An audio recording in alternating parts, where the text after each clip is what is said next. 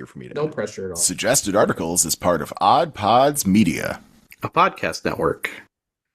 Put on your tinfoil hats, dial up your VPNs, and remember, when the power of love overcomes the love of power, the world will know peace. It's time for Suggested Articles, a A podcast. podcast. Oh, sorry. I'm out of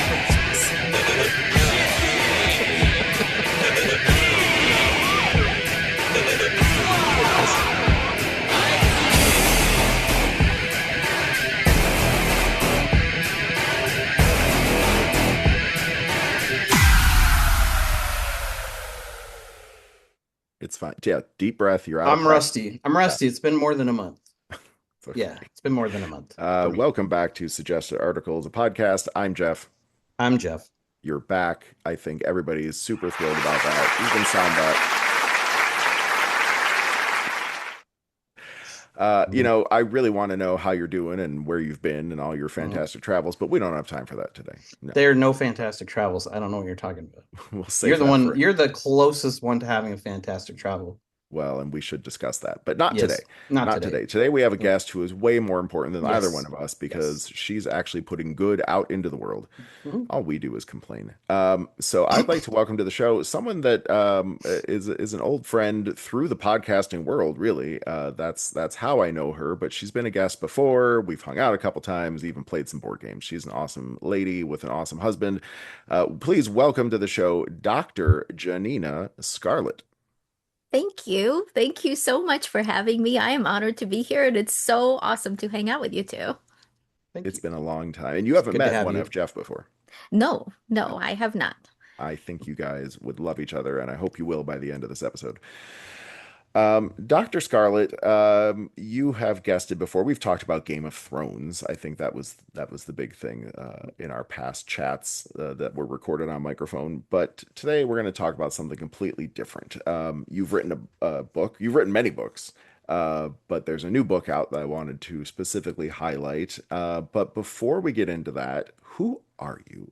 You are a psychologist and an author, and how did all that get started? Where did you come from? Well, first of all, thank you. Thank you for asking. And again, thank you for inviting me.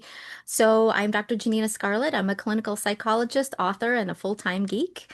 I was born and raised in Ukraine, and up until 4 years ago, I used to specify that it's, a small country in Eastern Europe. And unfortunately, my homeland has been in the news a lot over the last 4 years because of the ongoing war.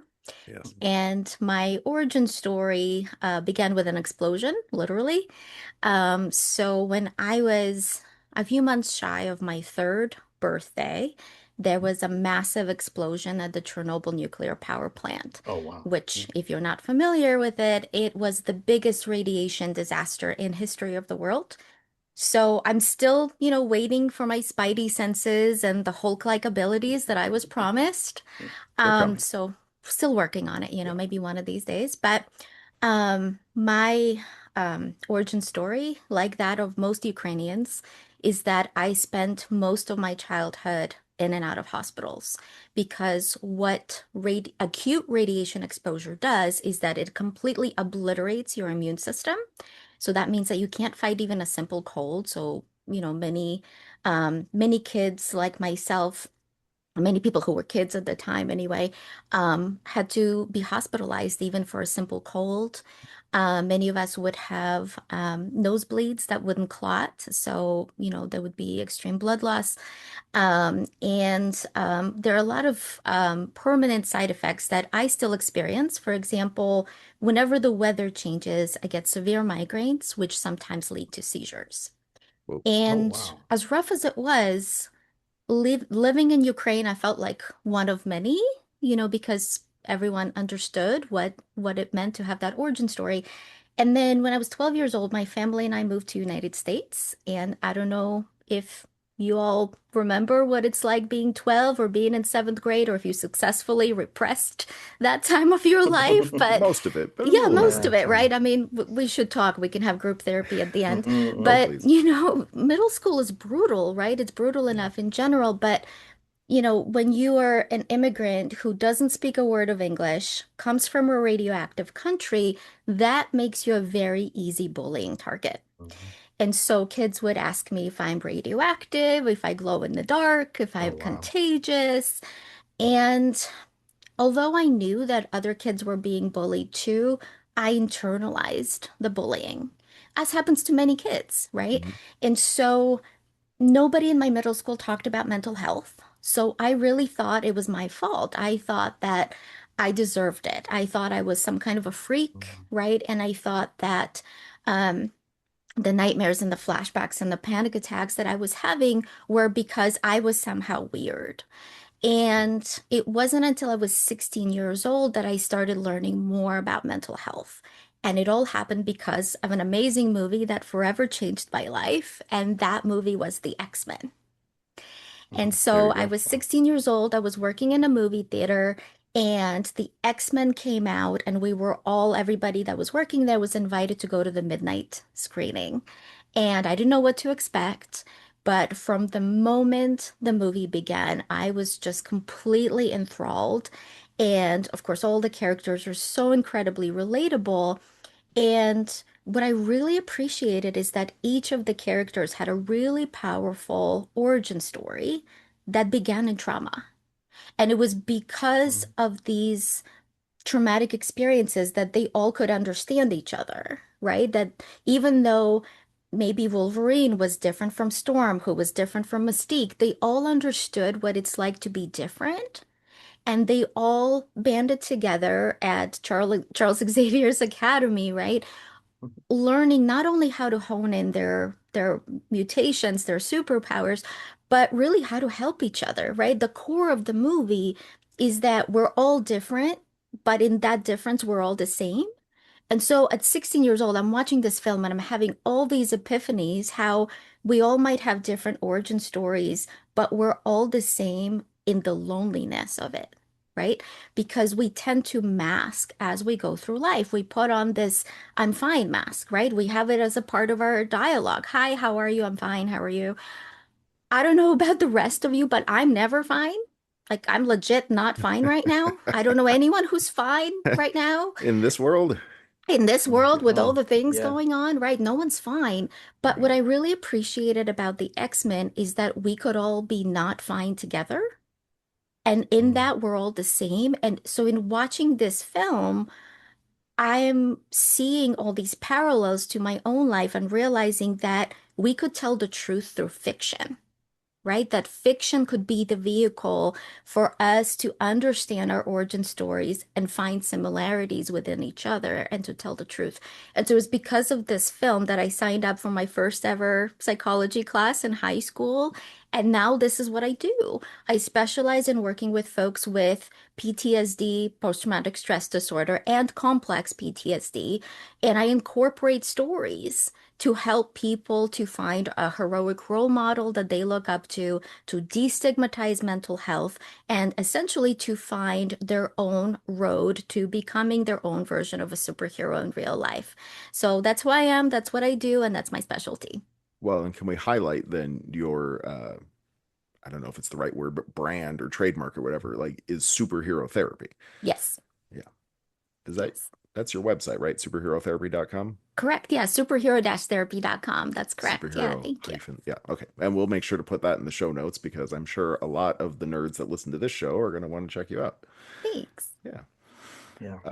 Okay, so then you have Mm. you got involved in not just clinical psychology, but you do a lot of writing. How did you get started in the world of authoring? Oh gosh, such a great question. Thank you. So, as a kid growing up, what got me through a lot of this was books. I was devouring books, I was reading about all kinds of different stories. The only downside was that all the stories I was reading had male characters as protagonists, right? All the women in the stories had to either be rescued or be beautiful or both. And so I remember I was, I don't know, maybe 8 or 9 years old, and my elderly neighbor asked me what I wanted to do when I grew up. And I said, I'm going to be a musketeer, because at the time I was reading The Three Musketeers. And she laughed at me. And I thought she was going to say something like, well, the musketeers don't exist anymore, right? But no, she said, you can't because girls don't fight. And I was Huh. so hurt and so upset by this, right? And thankfully, my grandfather overheard this. So my grandfather was not just a World War II veteran, but just the most incredible person that I've ever met. And he was my first feminist role model. So he Oh, pulled me aside and he said, "You know what? I have a book for you that I think you'll really like, but it's a magic book. It's written in this invisible ink, so you're not old enough to read it yourself. So I'll read it to you for now, but when you grow up, then you can read it to other Hmm. people." And I was like, "Awesome. Let's do it." So he took a blank piece of paper and he read it, moving his finger across the page as if he's reading. And he's reading me a story that he's making up on the spot, clearly, about a little girl with my name whose older brother and male cousins are kidnapped by an evil monster, and it's up to her to rescue everybody, right? And he read me that story over and over and over up until the day he died. And basically, what he taught me is that if books you want to read don't exist yet, then it's up to you to write them. And so that's what I do now. So I not only write books now, I started my own publishing company called Divine Feminine Publishing.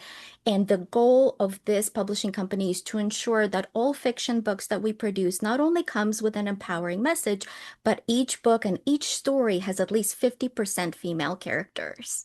And so that's what we focus on, not just me, but my whole team and I, to make sure that women are represented in our books and that people feel seen in the stories that they read.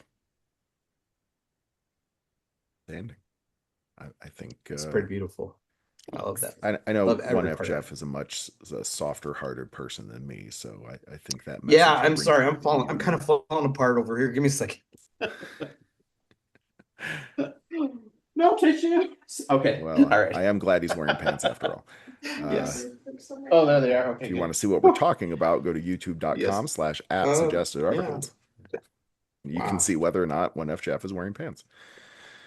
Um, Um, okay, so most recently, here's my copy. The Villains Club. So this is an anthology book. You did not write all of this, but you did write parts of this book and then edited, put it together, right?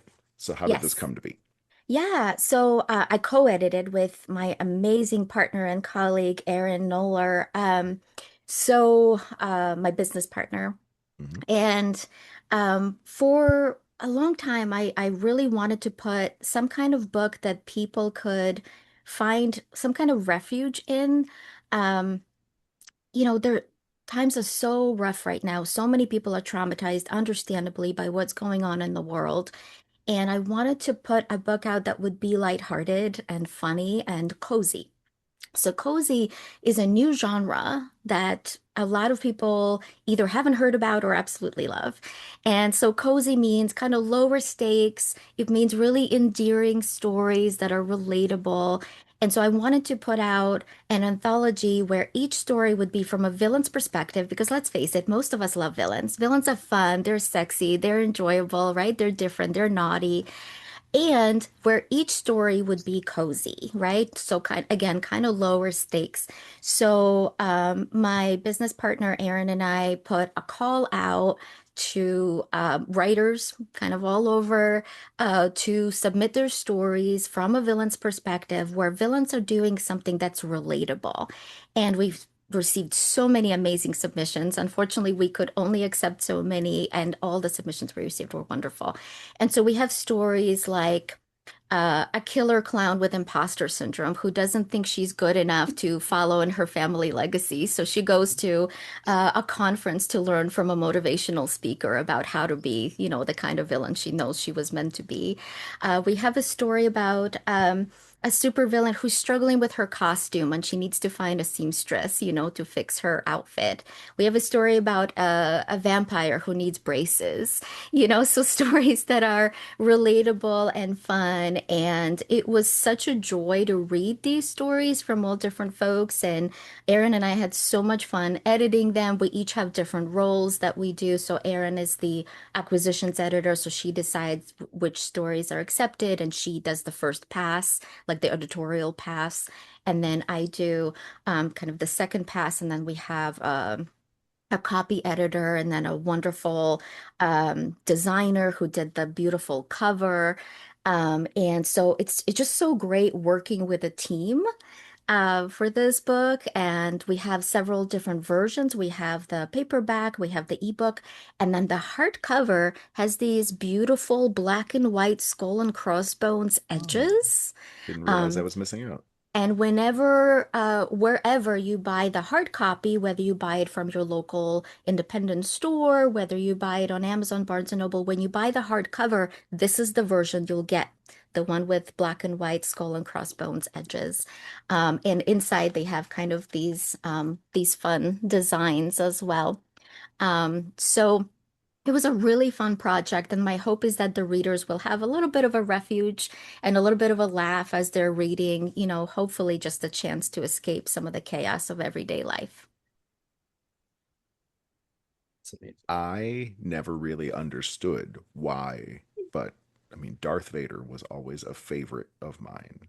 And it's not like I wanted to be a force choking murderer, but what You I, did. I You I did. don't know what it is. Like, Jeff, did you have a favorite villain? Or do you have a Uh, favorite villain either now or in the past? well, so many, but yeah, Darth Vader was cool. Boba Fett seemed so cool. Oh, people, there's a whole cult just around Boba Yeah. Fett. Like, he I has this mean, huge there. fandom.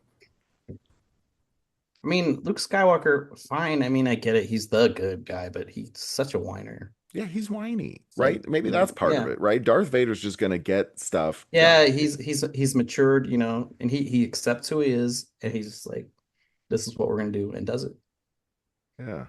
And even when other villains around him are flexing their power, he knows. He knows. He's the guy, not the idiot running the Death Star that's blowing up planets, which is horrible. But if you really Yeah. want to give, I think pain is also. Never mind. You know what? Let's not do that. But yes.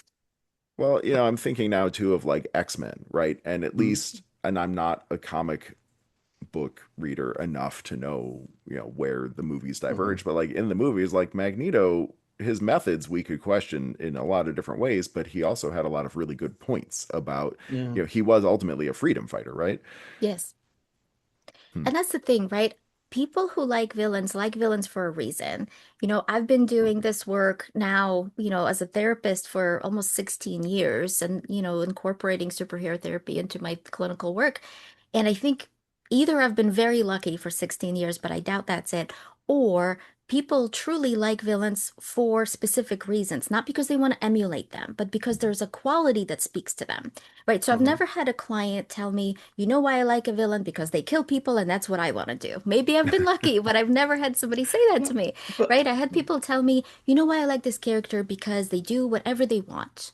Right. They have Mhm. this freedom and I want that. Right. Or people say, I understand their origin story. Or people say, Yeah. hey, I understand their perspective. Maybe I wouldn't go about it the same way. But, it's for some people that like following an anti-hero's journey, for example, like seeing the Punisher um, punish bad people gives Oh, people yes. vicarious Mhm. relief, right? Mhm. And so I'll give you an example. A few years ago, I was working with a client. We're going to call her Emily. That's not her name. But so for the purpose of this Yes, of discussion, we'll course. call her Emily. So Emily came in with severe social anxiety, and she said that um, she's the only woman in her workplace, and she had not gotten a raise in 5 years, but everybody else has. So clearly there's some misogyny going on, right? And she said that she'd always struggled to speak up for herself. She self-described as mousy. And in fact, even the way she sat in her chair, she would make herself really small. She would speak really soft, right, and quiet. And then I asked her, what are some movies or TV shows, video games, books that you like? And she said, I like Star Wars. I said, awesome. Fellow Star Wars fan here. Who's your favorite character? And she said, Kylo Ren. Right. And that's how she said it. Like she made herself look bigger. She raised her voice. She said it so confidently. And I was Hmm. like, awesome. Like we're getting somewhere. And I was like, what do you like about Kylo Ren? And she said, I like that he's allowed to get angry. And I was like, Mhm. huh, Oh, yeah. interesting. Mhm. And I said, do you ever get angry? And she said, oh, no, no, I never get angry. And I was like, oh, okay, Mhm. okay, Yeah. okay. That's interesting right That there can't too. be true. Not in That, this world. right, right. So it turned out that Emily was conditioned from an early age that girls are not allowed to get angry. And Ugh. unfortunately, a lot of women are raised the same way, right? Mhm. Forgive me for stereotyping, but a lot of men are raised that they're not allowed to feel sad, and a lot of women are raised that they're not allowed to feel angry. And of course, so much more, a stigma goes toward non-binary or trans individuals, right? And so, unfortunately, there's all this expectation that folks are not allowed to feel certain emotions, which is not true. And so Emily and I spent the next few months working on feeling her anger, basically by talking about it as channeling her dark side, right? Channeling her inner Kylo Ren, but without killing people, Mhm. and really practicing making space for the injustice that she experienced at work. Mhm. And then a few months went by, and then she requested a meeting with her boss. She brought in the statistics, she brought in the facts, and she requested a significant raise. And you know what? Her boss gave it to her. The whole thing. That's good. Excellent. And to Hmm. celebrate, she took herself to Disneyland and she built herself her very own Kylo Ren lightsaber to celebrate, right? And now she That's very cool. cosplays as Yeah. Kylo Ren or as other villainous Oh, characters that's or so cool. anti-hero characters as a way to empower herself. And so my point is, for many folks, whether it's villains or anti-heroes, represent a part of themselves that maybe is repressed. Hmm. Maybe it's the ability to stand up for ourselves, maybe in a different way, right? But an ability nonetheless. And I think sometimes when we ask the right question, we can deeper understand ourselves. Definitely. I like that. I also grew up in a time where, about the time where the X-Men was where we started getting different nuance in the heroes and the villains. When I was growing up, villains were the one. I think the reason I prefer villains is because the villains seem to be people who were deeply hurt at some point, and like you were saying, they overcame it for better or worse, but they come over that, and we get to at some point, that hurt is revealed to us. The good guys, when I was young, were always just the good guys for the sake of fighting the bad guys, and and seeing that change over the time where there can be nuance in both, like especially like you said with the X-Men, where they're all overcoming their trauma and their pain. It makes everything more relatable. So Absolutely, right? Because yeah. I think unfortunately there have been some stories where the bad guys are bad for the reason that they are, I really hate this word, but because they are quote unquote crazy, Yeah. right? I Hmm. really Hmm. hate this word. I I hate don't that too. like to use Yeah. it. But Hmm. like, their villainy is blamed on their mental illness as opposed to a Hmm. choice. And what Yeah. I appreciate about modern writing is exactly as you said, Jeffrey, is that there's a lot more nuance, right? Where we see that element of choice where, yeah, majority of characters have gone through some kind of traumatic experience, but then they made a choice Hmm. to do something about it for better or worse, right? And the heroes made a choice to stand up against injustice, right? Whereas the villains maybe went after power because they never wanted to feel powerless again, right? And Yeah. there's a degree that we can understand every character, even if we don't agree with their choices. And so I Hmm. love that about modern writing. Yeah, I was thinking back to some of the earlier items from like childhood Saturday morning or after school cartoons and like Skeletor or Cobra Commander or Mumra. Like they were all just like bad for the sake of being bad, and there was no nuance there at all. And we've really come a long way since then. I mean, going back to Magneto, where did he start? Right? He started at a Yeah. concentration camp, right? Yep. So he deeply traumatized, and then you could even argue decided to turn that into doing something positive, but in a really dark and murderous way. Mhm. He wanted to make sure that his people would never experience genocide ever Hmm. Right, again. right. His Yeah. methods weren't good, but his Mhm. intention makes sense. Well, yeah, and you saw the writing on the wall that this was coming for mutant kind, Mhm. right? And he again wanted to try to prevent it from happening before anyone else even really knew what was going on.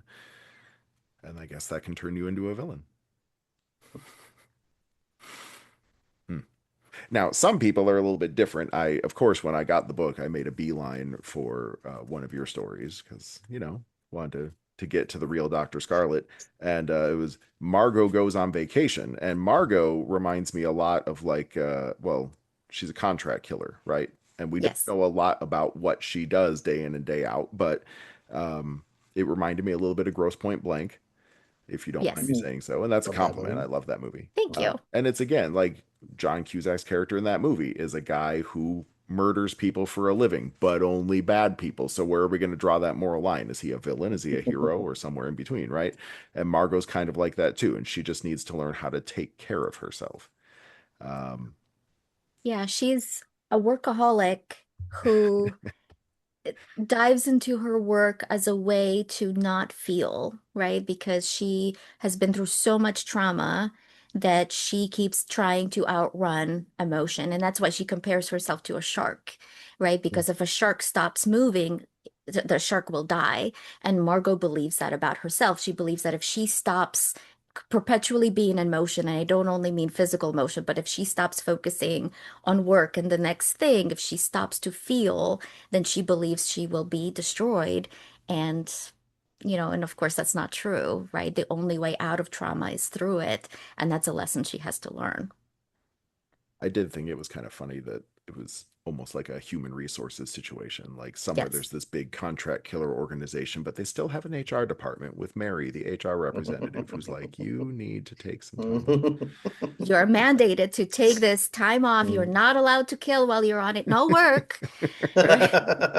And so, yeah, I was Mm. inspired by the John Cusack movie that you mentioned, Grosse Point Blank. Gross Point Blank, yeah. And then also Terry Pratchett's Mm. Hogfather, where we have Tiatame and the Assassin's Guild. And, so I wanted to create a world where being a contract killer is a legitimate job, but only the select few make it. And that's Mm. why everywhere Margot goes, when people ask her what she does for a living, it's kind of like being an actor or a writer, where people are like, oh, yeah, I always wanted to do that. But, my parents wouldn't let me. They told me to focus on a real job, or maybe I'll do that when I retire, or I have an idea for a great hit. Let's do it together and you take the credit kind of thing. Who's your favorite pop culture, whether it's movie or comic or whatever, villain? Villain. Yeah. Oh, Did you have great anyone that inspired question. you? And Um, obviously you were into Storm and she could sense weather like you, but yeah, and uh, Storm and Scarlet Witch are my two favorite superheroes. I don't see Scarlet Witch as a villain. I know some people do. I don't. Um, I don't know. I think there's several. I mean, I do love Vader and Kylo, which is why two of my cats are named after them. If anti-heroes are allowed, as sure.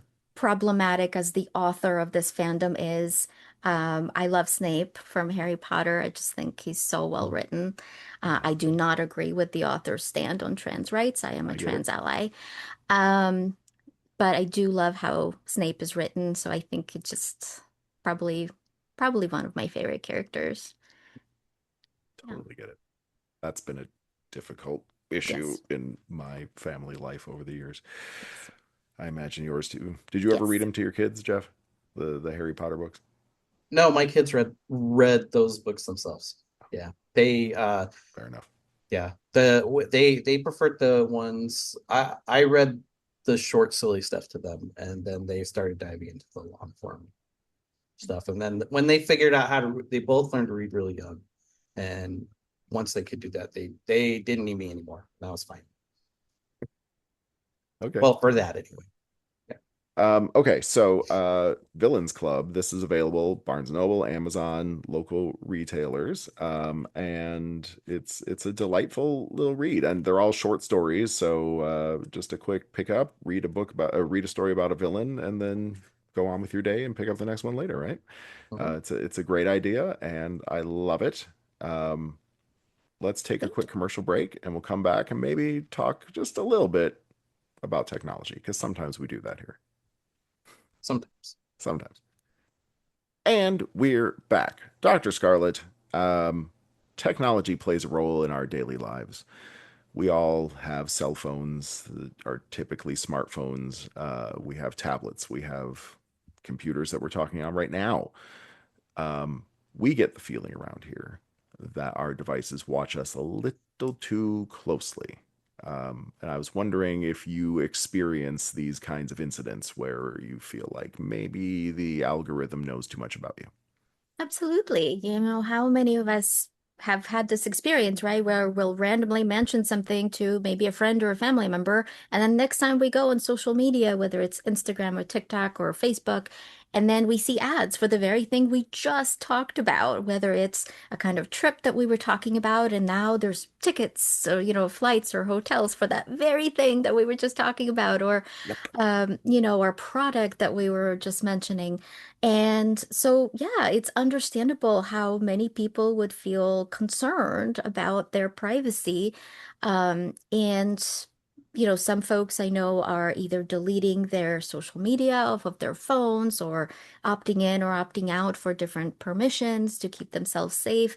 And I can understand how scary it might be, especially for folks that already have a lot to fear, right? So, for example, so many BIPOC folks and folks in the LGBTQIA community understandably don't feel safe right now. Many immigrants, myself included, feel very unsafe, about being tracked about the certain things they say.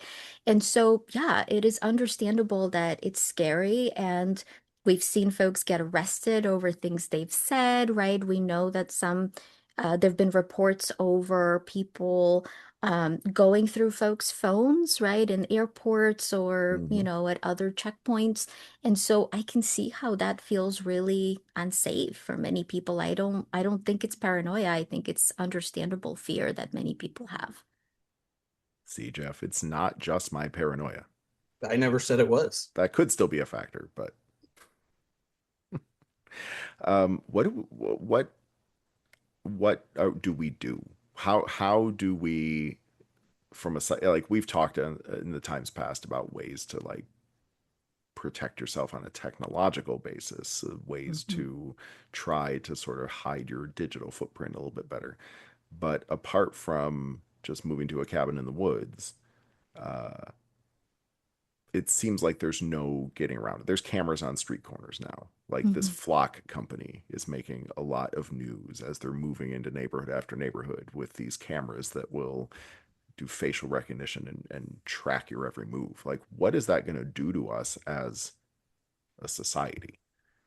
A really good question. And, I can only speak to it as a psychologist, not necessarily as a tech Hmm. Oh, person. yeah, yeah, Mhm. But absolutely. from a mental health perspective, I always advise folks to do what feels right to them because life is already so stressful that I think we just don't need to add any more stress to it. So for some folks, they might, for example, like delete their Instagram app and reinstall it and then undo the permission. Oh, my cat Kylo wanted Yay. to say hello. Oh. So this is YouTube.com Kylo. slash at suggested articles. Come see the kitty. And so for some folks, when they reinstall the app, they might not allow for microphone or video or their photo library access. For some folks, that feels safer. For other folks, not having those apps on their phone feels safer. And I always ask folks, what is the function of these apps, right? For some people, it's a way that they stay in touch with their family and friends, and that's perfectly fine. For some folks, they curate their social media to give them things that bring them joy, right? For example, like I've curated my Instagram to where when I do the scrolling, the for you kind of scrolling, I see coffee recipe and cats, and that makes me happy, right? And so if folks are able to do that to where this application is working for them and it's helping their mental health, that's great. But if it's something that's causing them distress or it becomes such a time suck that it's keeping them away from meaningful activities, then I encourage folks to think about what would be a good balance to where it won't be something that negatively contributes to their mental health. And again, that's individual as to what that looks like, whether it's deleting the app or making those modifications or, setting certain reminders. But for some people, it might look that way just to reduce the emotional stress that comes with those apps. Hmm. What do you use your social media for, Jeff? Me? Yeah. Well, Facebook is just like to see what weird stuff my mom posts. Mm. TikTok, when I was lured into TikTok with the promise of cute and funny cat and dog videos, Mhm. but somehow it didn't take long to figure out that I'm also a raging anti-capitalist. So, Yes. so I get a lot of that stuff now too. It is eerily good at learning who I am. Yes. My But it Twitter's does make gone. mistakes No, because yeah. Mhm. so I don't drink. I Mm. don't judge people who do, but I just despise the taste of alcohol. But I make coffee drinks. I'm an amateur barista. Mhm. And so, I scroll TikTok for recipes, and sometimes for some reason it thinks that I like to drink, period. And so every once in a while it gives me either alcoholic recipes or it gives me ads to quit drinking. Oh, Yeah, And that's so funny. I've tried even Yeah. holding the phone to my mouth and saying, I Mhm. do not drink. It didn't work, unfortunately. Yeah. Well, they can't make money off that, so they gotta try to get you to drink at some point, and then they can oh get you. yeah. Now, There's very little money in sobriety. I have seen your Instagram, Janina, and I love it because there's so much positivity. There's you do some self-promotion, obviously, but also in a very positive way, and the things you're doing are pretty awesome. So I appreciate that. That's kind of how I try to use my social media is I really only post pictures when I'm using it. And I just try to post pictures of things I love, like sunsets and my cats and doing things with my family sometimes and the places I go. But I mean, because nobody needs my opinion on anything. And and if I start, I honestly I don't really look at Facebook and Instagram a lot, but just because it's too soul crushing at this point. And I've tried to kind of consciously do this thing where well, okay, I was in this place where I was just thinking I need there to be some good things in the world, some positivity, and I finally realized that I can't wait around for anybody else. I just have to do it. And so that's kind of how I try to use my social media. And then I kind of took that to the next level. I try I got these I've started giving out mini figures at work, these little 3D printed animals that I started with unicorns, and because there's been this ongoing joke at work that nobody gets gold stars. But it's true. The place I work is it's rough and it's a blue collar warehouse and people the hardest people that you would never expect got so excited by these little pink and yellow unicorns and they the and I've gone through I got dinosaurs and I did capybaras and this week I'm doing baby hippos, but it's like and they're so excited, they're like my kids that they're passing them on to their kids or they're making little collections on their windows at home, and it's weird that one tiny little gesture uh just changes everybody so much. Oh, So, I love I that. think You're such everybody a should do stuff wonderful like that. person. Oh, no. No, I'm serious. I'm He's the heart of the serious. show. He You always are has such been. a wonderful Mm. person. You're using your skills, your abilities to put good in the world, and I think that's magical, when your intention is to post Mm. things that will, raise people's spirits and to give them these gifts to raise people's spirits. You're making a huge difference, and thank you for doing that. Well, thank you, but I it really just came out of selfish need, honestly. But I guess the intention maybe the intention or the origin isn't as important as the choices we make, like you said, to how we do. But then you got this guy over here, and when I'm Captain twice Negative. when I've been at my lowest, he's dropped everything Kick and him. I just kick him when he's down. That's all I driven all the do. way, driven all the way to Salt Lake to see me and hang out with me. He's a good guy Oh, too. No, no, And yeah. you You're take that both back. such and I think wonderful about that. people. I love that. I've been thinking about that a lot because he just visited me last week, and Oh. that's you don't know how much I needed that, buddy. Oh, I could tell. I'm sorry. Yeah, All Oh. right. sorry. Cry. No, Okay. no, this is not what this podcast is about. I'm No, okay all the crying. I mushy don't care. things. We Yeah. need that. We You know need what? We that kind right of do. I now. think we do. I think we do. Yeah, absolutely. In this world, yes. Yes. Yes. Yeah, this is how we fight evil with mushy things. Mhm. That's the only Well, way. that really Or takes. Sorry, as Jeff. Mando would Sorry, say, Jeff. this is the way. Yeah, this is the way. Well, what I wanted to ask you about, Dr. Scarlet, is so much weirder than that. Um, Excellent. Bring on the Yeah, weird. so I let's love do it. it. setting aside, well, but maybe in a dark way, but setting aside the surveillance state for a second. Like, Mm. for instance, we've talked a lot recently about how like car companies are going to start putting in ad systems, which is both a combination of like invasive and money generating, right? Um, we talked a while ago, E3, there were like a number of companies that are making smart toilets that will like analyze your waste and give you reports on what may or may not That's be your terrifying. health. But when I was thinking about E3, the thing that I think shook us the most were this up and coming realm of AI companions. And it sort of speaks to what we hear a lot on social media about a loneliness epidemic.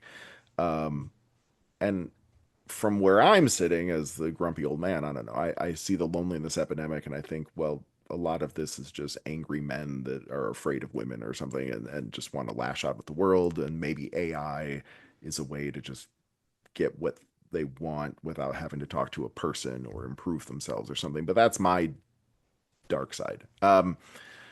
But AI companions or Mm. whether it's someone that could be your girlfriend or someone that's like a deceased relative that now you're sort of keeping them alive in a sense. Like there's a lot of different areas where this is going. Um, I sort of just want your take on that market that's sort I'm of coming up now. really glad you brought up the loneliness epidemic. I literally wrote a book on it. So it's called Unseen, Unheard, Undervalued. And it's all about, yes, the spike in the loneliness pandemic. And I have to both agree and disagree with you there. I don't think it's Mm. only men that are struggling with that. I think it's Mm. everyone, people of all genders. Fair. I think women struggle with that too. I think, of course, non-binary and trans folks and gender fluid folks and all kinds of folks are struggling with it. And the definition of loneliness is not being alone in a physical space. The definition of loneliness is feeling disconnected, emotionally disconnected from other people, which is why so many people might be around a whole group of people, let's say at work or at a party, and feel very alone, right? And the research that we've been seeing over the last 2 decades, so I'm going to say some scary stuff first, okay? I promise there's good stuff at the end, okay? Yeah. So All just right. Either way. just a All little right. trigger warning. Okay. So first, the scary stuff. Chronic feelings of loneliness can lead to significant increases in cardiovascular disease, Alzheimer's and people who are predisposed to Alzheimer's, autoimmune disorders, including chronic pain like fibromyalgia and migraines, Really. mental health disorders like depression, anxiety, panic attacks, sleep disorders, etc., Mhm. and significantly shortened lifespan. So that is terrifying, right? The good news is that it is reversible and that the opposite is true too, right? That as little as 1 hour per week of meaningful social interaction, which does not have to be in person, it can be virtual over Zoom or even FaceTime or text message, so long as it's meaningful, can do the complete opposite.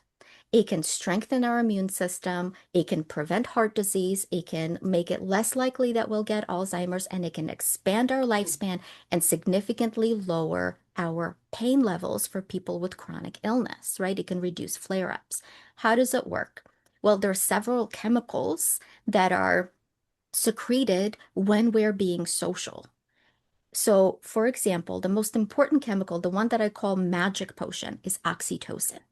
Oxytocin is called the love potion, right? Or the cuddle hormone because it's released when we cuddle someone, when we give someone a hug, or when we see adorable little things, either babies or kittens or puppies, right? With that feeling of like, oh. And it is also released when we are engaging in meaningful social connection.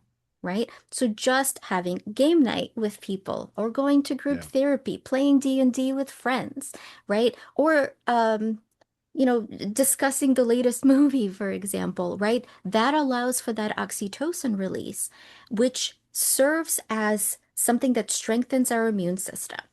The other chemical that's released is an endogenous, meaning internal opiate. And Mhm. that helps to reduce our pain levels. So, how cool is it that socializing, like we're doing now, is giving us those two very helpful chemicals that help to reduce our pain levels, strengthen our health, and even expand our lifespan? So, how does it expand our lifespan? I'm actually going to give you a little bit of neuroscience lesson if that's all right. Yay. I have often said I'd like to be immortal, so So, this is a highlighter with a tip at the end, right? mhm. Like a cap Yeah. at the end.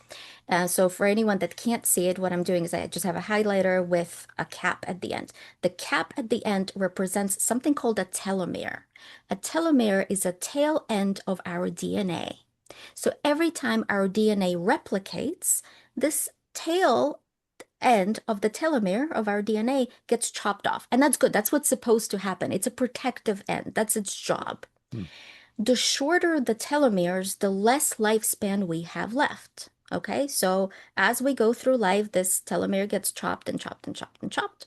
But significant life events like sudden loss of a spouse, for example, loss of a child, sudden loss of a job, cancer, other severe illness, going through war, can shrink the telomeres much faster, which means our lifespan gets shorter much faster.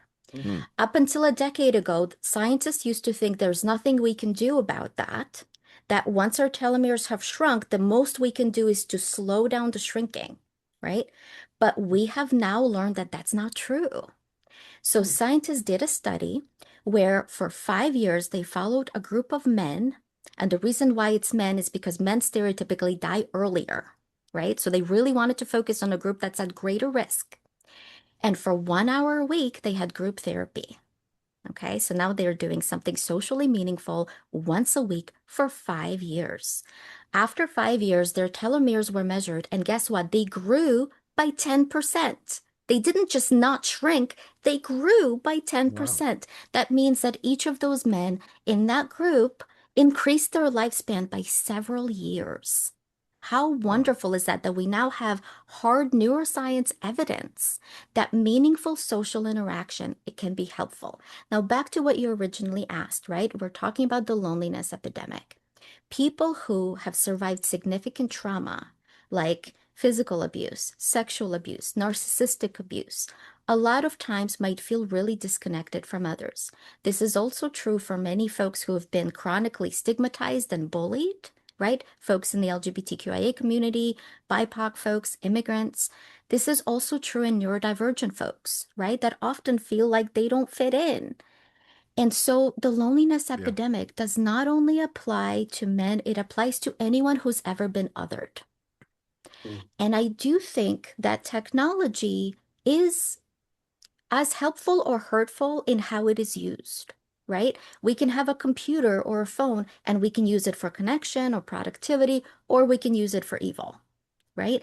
And I do think, as controversial as it might sound, the same might be true for AI companions. Now, I do think we have Okay. to be careful.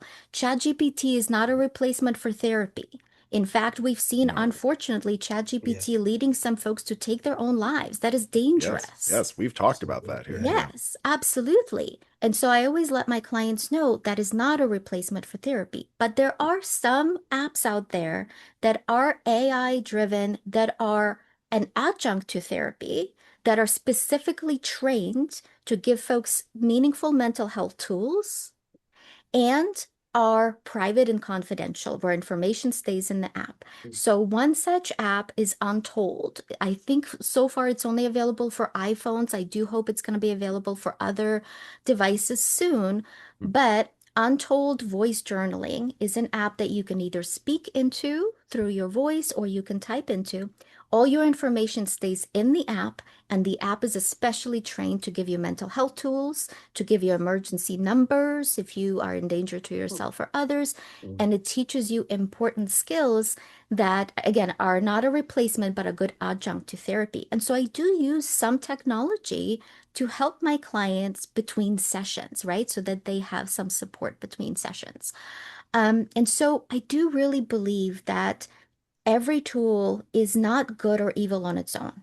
I think it's how it is used. And for some folks who have been so othered that they're not ready for socializing with other people, maybe an AI companion could be an important step up until they feel ready to socialize with other people. Again, we don't have enough data yet to see how it might be utilized, right? But I do think that if it helps folks to stay alive, because loneliness is one of the biggest reasons why people consider suicide, I Hmm. would rather people have an AI companion than die by suicide. And so That's fair. my Yeah. hope is that if folks are utilizing AI, that they utilize it safely and also with the assistance of a therapist. Wow. Good advice. It's a lot to think about. And Yeah. the othering thing too is like you're totally right. Like you're saying all these Mhm. things about all these different groups of people. And yet, for some reason, whether it's on social media, which I think my algorithm is fairly tuned to my leftism, but whatever, mainstream media as well, it's why there's always this focus on the male loneliness epidemic.